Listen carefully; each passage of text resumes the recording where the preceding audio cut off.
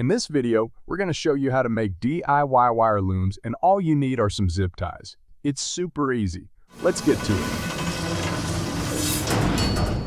Wire looms are used to guide and protect wires. Doesn't matter what kind.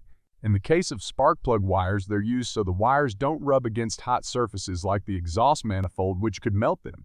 Over time, the plastic can get brittle and break. But instead of ordering special wire looms, you can easily make them yourself, and all you need is a couple of zip ties. But if you want them to last a long time, make sure you choose zip ties that are UV, heat, or chemical resistant depending on where you use them.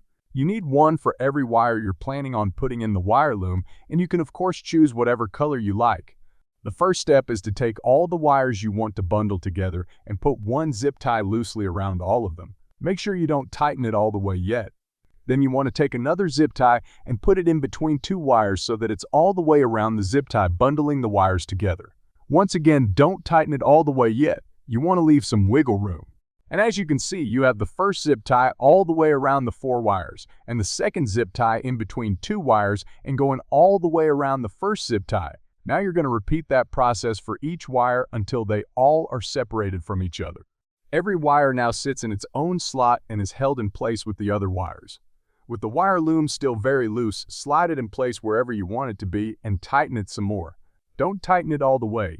You want it to stay in place but still be able to move the wire loom if necessary. Finally, grab some pliers and trim the ends of the zip ties. It's that easy. You can use it to organize wires on your PC, power outlets, spark plug wires, doesn't matter.